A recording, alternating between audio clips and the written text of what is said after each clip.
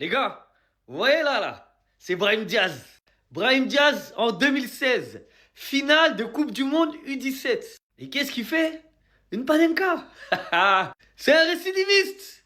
Pour tous ceux qui pensent qu'il a fait exprès contre le Sénégal, qu'il est parti parler à Mané, que Mané a parlé à Mendy, qu'il a tiré pied droit alors que c'est un gaucher, etc., etc. C'est qu'un récidiviste, les gars. Il est pas à son premier coup d'essai. Il a fait exactement la même panenka en finale de Coupe du Monde U17.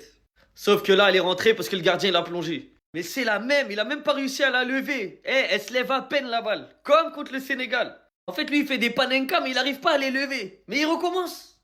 Et il a tiré pied droit aussi. Pourtant, dans le jeu, c'est un gaucher. Après, les gars, on va pas se mentir, hein. Il a fait une dinguerie. Il a fait une dinguerie. Il y a personne qui va accepter cette dinguerie-là. Mais les gars, en vrai, sans Brahim Diaz, est-ce que le Maroc va en finale? Il a marqué contre les Comores, il a marqué contre le Mali, il a marqué contre la Zambie, il a marqué contre la Tanzanie, il a marqué contre le Cameroun. Et au-delà de mettre des buts, les gars, dans le jeu, c'était lui le joueur le plus dangereux, offensivement.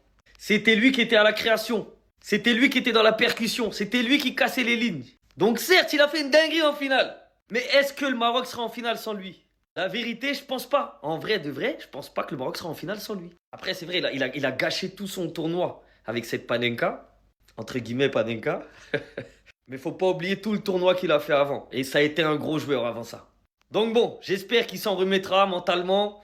Avec le temps, j'espère que ça va passer pour sa santé mentale. C'est sûr que ça va être une épreuve très très très compliquée par rapport au peuple, par rapport à ses coéquipiers. On sait que les humains sont ingrats. Mais n'oubliez pas, c'est pas parce qu'une personne a fait une erreur, alors qu'avant elle a fait 99 bonnes choses, qu'il faut la tuer, qu'il faut la punir.